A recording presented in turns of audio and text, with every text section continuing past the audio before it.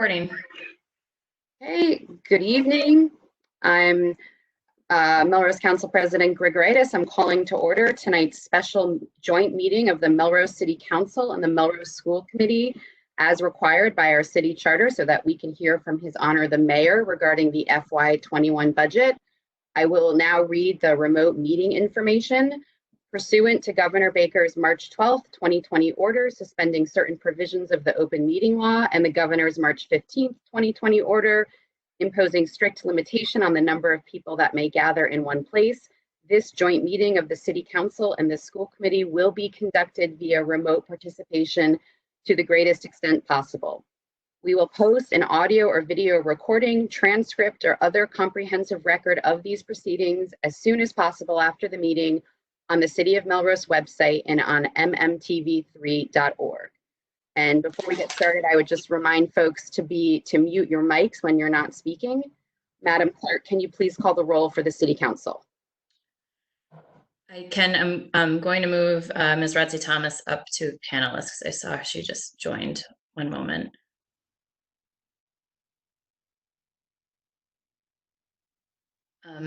Councillor Sinella. Here. Councillor Eccles. Here. Councillor Garapay. Here. Councillor Jamaluddin. Here. Councillor McMaster. Here. Councillor McNaught. Here. Councillor Migliorelli. Here. Councillor Stewart. Here. Councillor Thomas. Here. Councillor Trementozzi. President Grigoritis. Here. 10 present for the City Council. I'll now move to the School Committee. Mayor Broder. Here. Ms. DeSelm. Here. Ms. Driscoll. Here. Ms. McAndrew. Here. Mr. Obremski. Here. Ms. Rotsy Thomas. Here. Chairman O'Connell. Here. Let's get those brown. Before the floor gets wet, let's get you go in the back.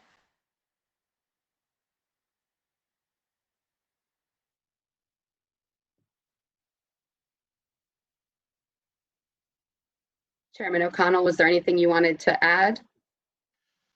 Thank you, Madam President. Good evening. As noted by the call to roll, a quorum of the school committee is present, as is the superintendent of schools, Cindy Taymor. Furthermore, pursuant to the city charter, the school committee has approved its budget for fiscal year 2021 and has submitted same to His Honor the Mayor. Accordingly, the school committee is ready to proceed. Thank you. Thank you, Mr. Chair. Mayor Broder, the floor is yours. All right, thank you. Madam Superintendent, honorable members of the City Council, fellow members of the school committee, and residents of Melrose watching from home. As the President said, our city charter requires me as your mayor to address you ahead of our deliberations on next year's budget so that I may share with you the financial conditions of the city, revenue, and expenditure forecasts. But before I do that, I must first take a moment to acknowledge the hard work, dedication, and sacrifice of all our frontline workers here in Melrose. From our firefighters and police officers to our DPW staff and the health department and all our city employees, the medical personnel throughout the city, our grocery workers, and so many others, I, as mayor, on behalf of the city, extend my sincere thanks and gratitude for all that you have done for our community.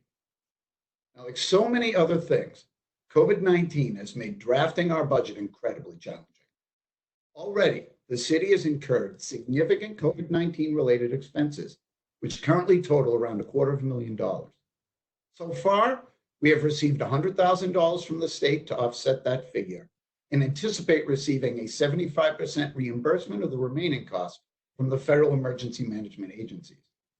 Assuming no further relief from the Commonwealth or any other source, the city currently has roughly $37,000 in costs to cover. While we obviously will keep an eye on these expenses, rest assured that the city will continue to do everything in our power to keep you all safe. These financial figures do not begin to tell the story of the human toll of this crisis. The myriad future scenarios, the evolving nature of the pandemic, and the variety of approaches available to combat it have introduced significant uncertainty into not only our traditional budgeting models, but to each and every one of our homes in Melrose. One thing I am certain about is the demonstrable compassion, dedication, and resolve Melrose residents and our city employees have demonstrated over the last several months. Departments have transitioned overnight from operating in City Hall to operating remotely, and we have adapted to new and different modes of communications, and employees have reinvented their roles with the city in order to adapt to what our residents need. Many members of my team have worked around the clock, bringing in the best information available from a variety of sources, using the experience of other municipalities and other states to design our procedures. And without exception, every single City of Melrose employee has gone above and beyond during this period. It remains a privilege to lead this city, and the dedication and hard work of our employees is something that every Melrose resident can rely on during this uncertain time. Now, as I have worked on preparing this year's budget, I began with compiling the best information available regarding the financial outlook for our country, region, and state. While the revenue forecasts from experts differ in their details, they all unanimously point towards an immediate and significant economic downturn. The closure of businesses and the growth in unemployment have had staggering effects on workers and merchants across the country and right here at home. And even if our recovery is historically and unanticipatedly rapid, the financial impact of this crisis promised to affect not only next year's budget, but the year after that as well. The budget I am presenting to you is mindful of the long-term challenge we face. So let's take a look at how COVID-19 might affect our city's finances. The City of Melrose's annual operating budget is funded through three primary sources: local property taxes, state aid, and other local receipts, such as excise tax on vehicles or the meals tax. Last fiscal year, local property taxes accounted for 73.1% of our revenue. 16.7% came from the state, 3.7% from local receipts, and a small amount from other funding sources such as the federal government. Let's take the property tax first. As we all remember, Melrose's tax base is 95% residential. By and large, the relative position of strength we are in today can be attributed to the willingness of the voters to pass last year's override. While the increased revenue produced by the override has resulted in needed and important investments in our school system, including a renegotiated teacher contract and the creation of 28.5 new positions throughout the district, little of this funding is available for use on the city side for non-school related programs and departments. That said, the override has allowed the city to avoid the need to use one-time funds such as free cash to fund ongoing operating expenses. Any financially sound household would not count on an unexpectedly high tax return or an unanticipated holiday bonus to pay an ongoing, regular, anticipated expense such as a mortgage. Well, I am proud to say that the budget I am submitting funds recurring expenses only by using recurring revenue. Secondly, our budget on both the school and city side receives considerable funding from the Commonwealth of Massachusetts. Predominantly, this funding comes in two forms: educational funding known as Chapter 70 aid and local aid known as unrestricted government aid. While serving as your state representative, I was proud to work with my colleagues to pass historic education funding reform known as the Student Opportunity Act. Moved through the Senate by our own Senator Jason Lewis, this new funding formula promised significant increases in funding for many school districts, including Melrose. Early projections pegged an increase of over $1 million in our Chapter 70 funding when you include the SOA money. And the initial budget contemplated by the school committee relied on this increase. As the pandemic continues to impact the U.S. economy, as households may experience a decline in earnings, unemployment, investment losses, and other expenses and hardships, economists advising the Massachusetts House and Senate budget authors have pointed to unemployment numbers statewide, which could far exceed the 2009 Great Recession and even rival figures from the Great Depression. And in my conversations with analysts, legislators, and others, I've become increasingly concerned that the Commonwealth will not be able to fund the Student Opportunity Act in its current form. And along with my colleagues on the school committee, have concluded that our safest assumption is that we will receive Chapter 70 funding equivalent to last year's appropriation. This represents a 12.3% decline from what we were initially counting on. This is one of the most challenging decisions I've faced in building this budget.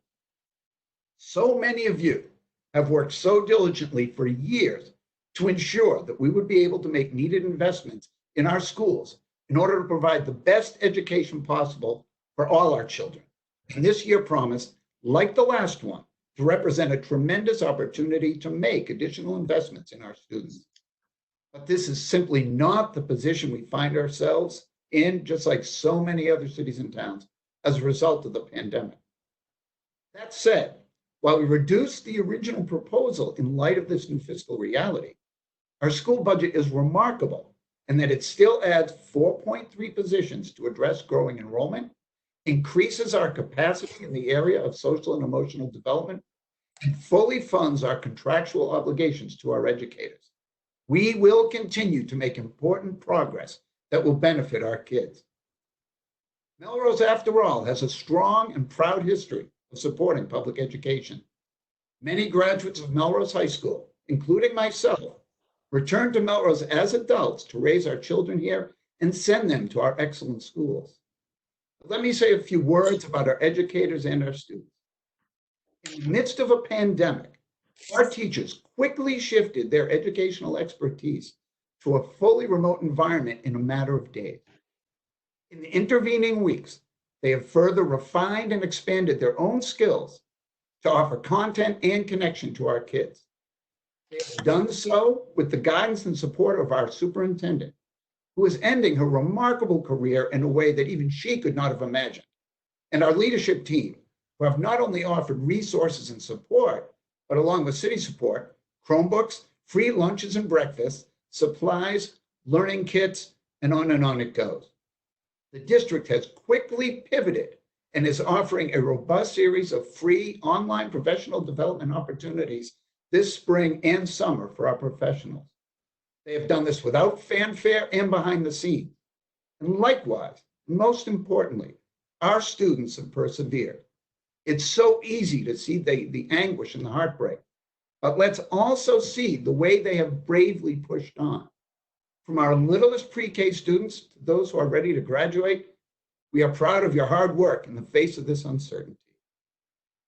And to our seniors, to the Melrose High class of 2020, there's nothing like this that our city has ever experienced. And we miss you. We are sad for the experiences that you are missing, but we love each and every one of you. And we have tremendous faith in you that you are going to be the leaders that move our society forward. So stay strong and know that we're with you. Now, nothing we'll ever experience, nothing we can do will ever replace or replicate the learning experience of the classroom. The connection to a trusted friend, the sound of a full orchestra room, the sun hitting your face when you run out to recess, or a high five from your favorite teacher. But I do know this, everyone is doing their best.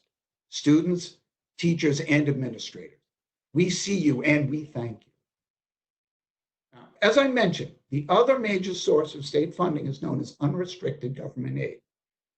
It is apportioned according to a formula and is given to municipalities to use as they see fit, essentially with no strings attached.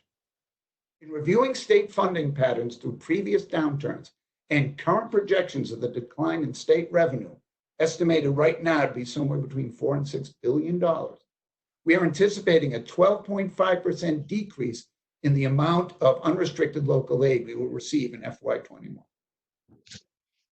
Making these assumptions is especially challenging, however, as the state budget is very unlikely to be finalized prior to the end of this fiscal year. The timing of this year's state budget promises another unknown, which we must simply account for as best we can. Now, third, the city of Melrose receives revenue through local receipts, which includes vehicle excise taxes, meals taxes, a small amount of room occupancy tax, and some other revenue. Last year, auto excise tax made up 42% of this particular category. So far this year, 79% of vehicle excise tax bills have been paid, despite the fact that we delayed the deadline. I'm concerned, however, that residents will be more cautious over the next year in making new vehicle purchases, and that this may impact the revenue we receive through the excise tax. As I mentioned before, COVID-19 has had a devastating effect on so many of our local businesses and restaurants in particular. Even as we adjust to the new normal, as we begin to reopen when it is safe, it is highly unlikely that we will be able to collect the same levels of meals tax, and are assuming that we will see a reduction in this area as well. Overall, in the category of local receipts, we are anticipating a 25% reduction in revenue. And lastly, as many of you know, there is an ongoing debate in Congress regarding federal aid to states, cities, and towns. This is a vitally important resource for communities across the country to maintain services and protect jobs. While our congressional delegation, including Congresswoman Clark, are fighting hard to secure those additional dollars, this budget does not rely on additional federal assistance related to the COVID-19 pandemic. This is all to say that the budget I am submitting tonight does rely on the full 2.5% tax levy increase and $300,000 in new growth, even as it accounts for significant reductions in state funding. It is my fervent hope that these assumptions are found to be too conservative in hindsight, but like many of you, I would rather be surprised by a positive outcome than have to make painful cuts in the event of a negative one. Now, having discussed the sources of our revenue and the impacts of COVID-19 upon it, I would like to turn to my administration's priorities on the spending side. Overall, the budget I am submitting to you tonight represents the lowest percentage increase in an operating budget for this city in a decade. Now, as you will hear over the course of the coming days, our city departments are staffed by dedicated and capable professionals who will work diligently to make Melrose the best place it can be, utilizing limited resources. Unfortunately, as I said, the fiscal picture for the city is very challenging. I cannot justify making any significant new investments in our operations for the coming year, and have, for the time being, had to forestall considering positions, projects, and investments I was intending to make, or at least propose, upon taking office. Now, you may be wondering why, given the challenging financial times, that any particular item in this budget would increase at all. For the most part, any significant increase you will find in a particular line item in this budget is the result of fixed costs such as insurance or other contractual obligations. What I want each of you and the residents of the city to focus on is that my administration is proposing significant and unprecedented appropriations into each and every city stabilization account. Given the profound fiscal uncertainty we face, the most prudent course of action is to invest in our future by strengthening our reserve accounts while still providing a high level of city services to our residents. I propose for this council's consideration allocating roughly 1/2 of all of this year's free cash to these reserve accounts. This fiscally imprudent investment will provide a hedge against the fiscal uncertainty of the next fiscal year and beyond. Where other municipalities, particularly those more reliant on state funding, must consider significant reductions in services they are offering to residents and taxpayers, I have made it a point to adapt and adjust in order to continue to provide these important services our residents rely on. Growing these accounts will protect our ability to do that in the future. Now, pandemic or no pandemic, municipal construction and other capital needs only increase year over year. As we have discussed at length in prior meetings, key parts of our infrastructure and buildings have deteriorated.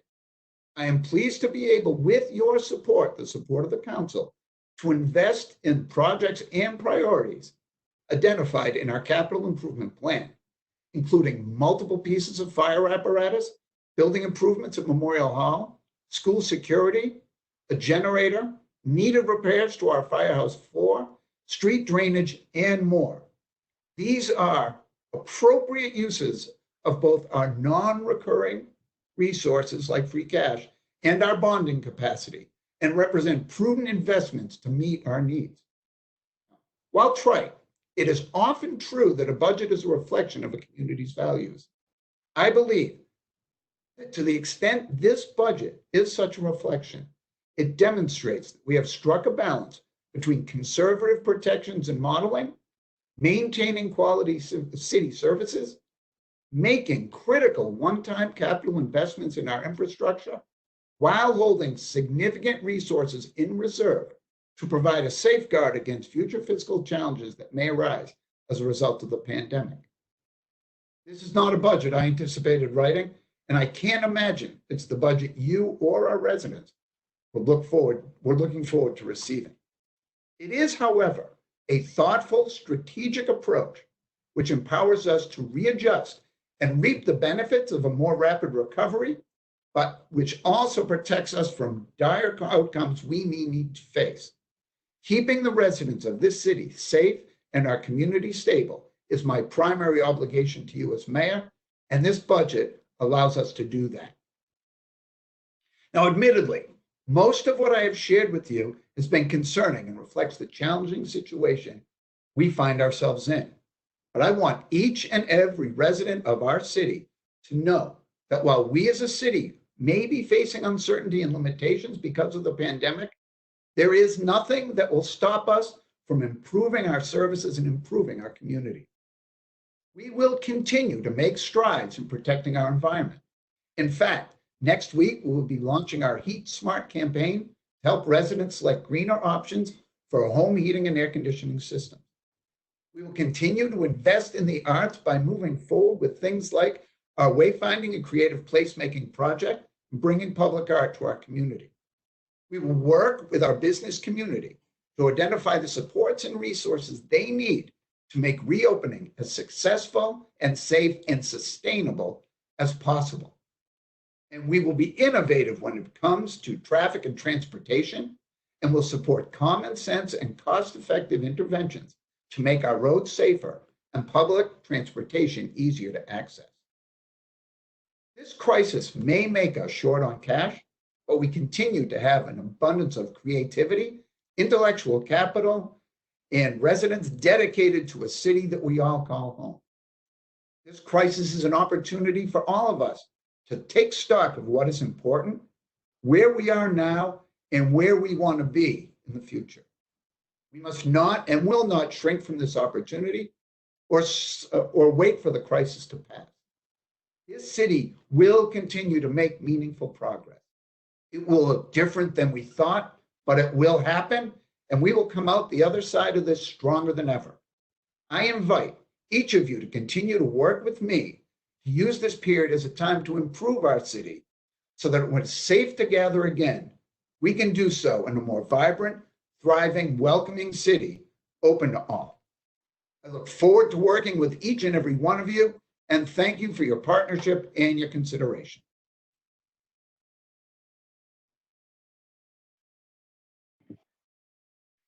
Thank you, Mayor Broder. At this time, I'll entertain a motion for public comment. Motion to open public comment. Second.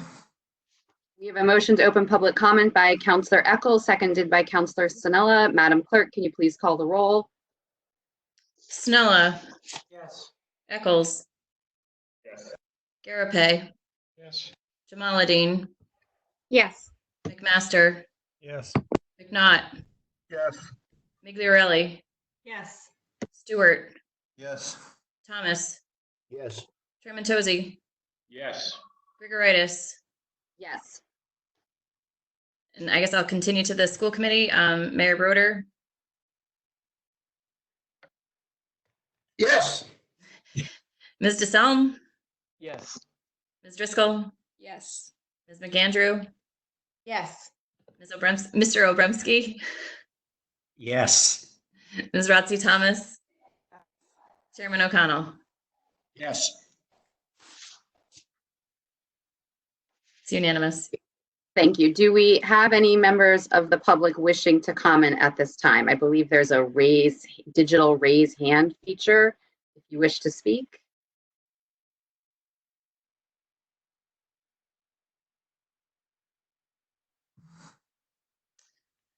Madam President, I do not see anyone raising their hand in the attendees.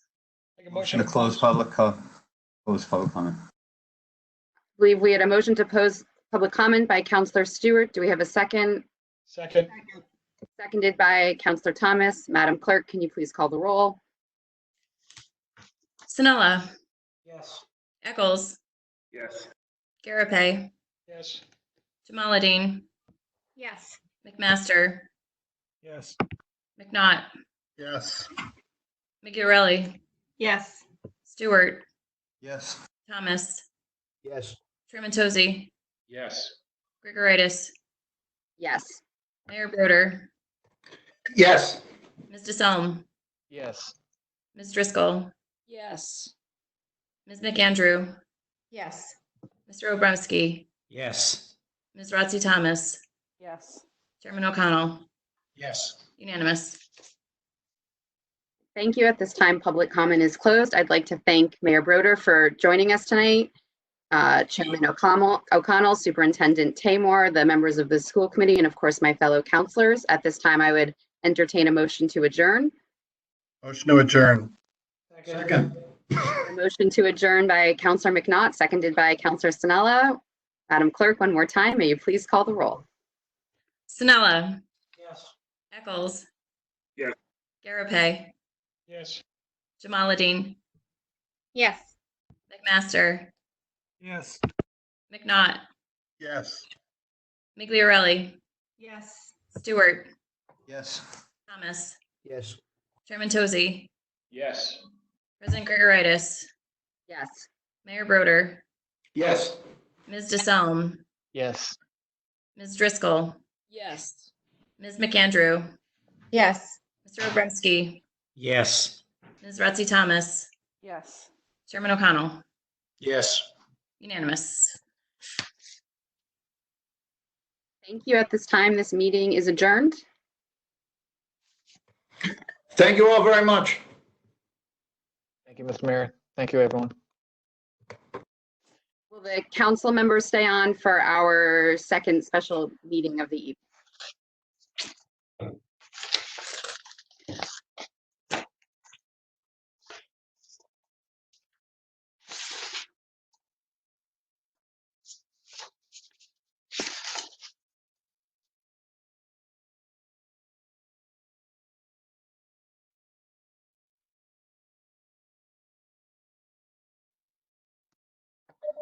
Sorry for that technical glitch. I couldn't get on somehow. But I'm glad I'm here. Glad you're here as well. I'm only seeing about half of you via video. I'm assuming that's an issue on my end and not that you've all turned off your cameras. Oh, there people are coming back in. Okay, it's probably my children playing video games. Are we ready? Seeing as it is exactly 7:45, I will call this meeting to order. We're going to do it all again. This is a special meeting of the Melrose City Council. I am President Grigoritis. Today is Thursday, May 14th. I'm going to read the information regarding remote meetings pursuant to Governor Baker's March 12th, 2020 order suspending certain provisions of the open meeting law and the Governor's March 15th, 2020 order imposing strict limitation on the number of people that may gather in one place. This meeting of the City Council will be conducted via remote participation to the greatest extent possible. We will post an audio or video recording, transcript, or other comprehensive record of these proceedings as soon as possible on the City of Melrose website and on mmtv3.org. Madam Clerk, at this time, can you please call the roll? Councillor Sinella, excuse me, Sinella, Councillor Eccles, Councillor Garapay, Here. Councillor Jamaluddin, Here. Councillor McMaster, Here. Councillor McNaught, Present. Councillor Migliorelli, Here. Councillor Stewart, Here. Councillor Thomas, Here. Counselor Trementozzi, Here. President Grigoritis, Present. 11 present. Okay, 11 present. At this time, I will entertain a motion to move to public comment. Motion for public comment. Second. Okay, we have a motion for public comment made by Counselor Sinella, seconded by Counselor McNaught. Madam Clerk, can you please call the roll? Sinella, Yes. Eccles, Yes. Garapay, Yes. Jamaluddin, Yes. McMaster, Yes. McNaught, Yes. Migliorelli, Yes. Stewart, Yes. Thomas, Yes. Trementozzi, Yes. President Grigoritis, Yes. unanimous. At this time, public comment is open. This is when any member of the public may comment on any item on the agenda before us. Madam Clerk, do we have any members of the public wishing to speak?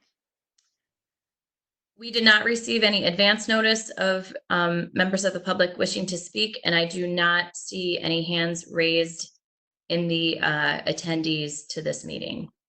Motion to close public comment.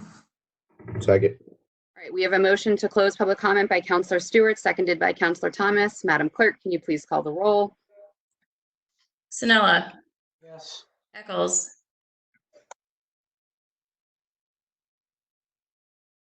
Yes. Garapay, Yes. Jamaluddin, Yes. McMaster, Yes. McNaught, Yes.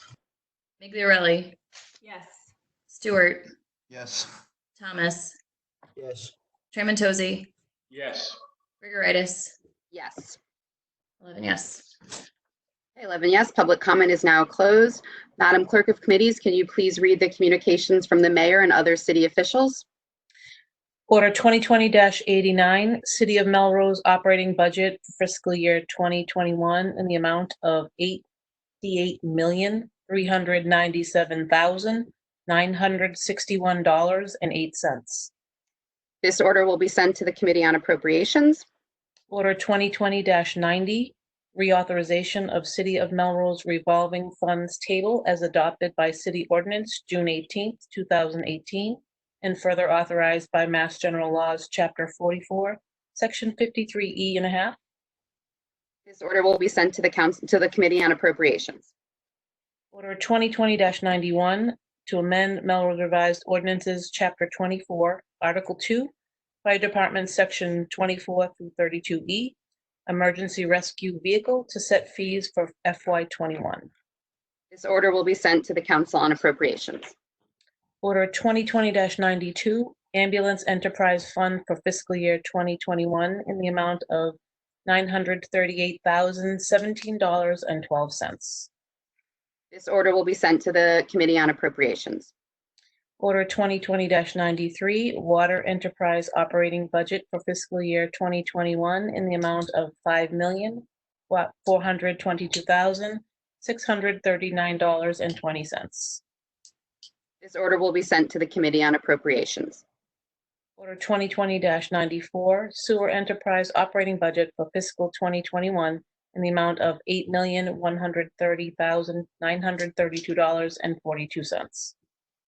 This order will be sent to the Committee on Appropriations. And Order 2020-95, Mount Hood Operating Budget for fiscal 2021 in the amount of $1,565,259.92. This order will be sent to the Committee on Appropriations. Thank you, Madam Clerk of Committees. At this time, I'll entertain a motion to adjourn. Motion to adjourn. Second. We have a motion to adjourn by Counselor McNaught, seconded by Counselor Sinella. Madam Clerk, can you please call the roll? Counselor Sinella, Yes. Counselor Eccles, Yes. Counselor Garapay, Yes. Counselor Jamaluddin, Yes. Counselor McMaster, Yes. Counselor McNaught, Yes. Counselor Migliorelli, Yes. Counselor Stewart, Yes. Counselor Thomas, Yes. Counselor Trementozzi, Yes. President Grigoritis, Yes. 11 yes. Okay, 11 yes, the motion passes. We are adjourned. Thank you all and be well.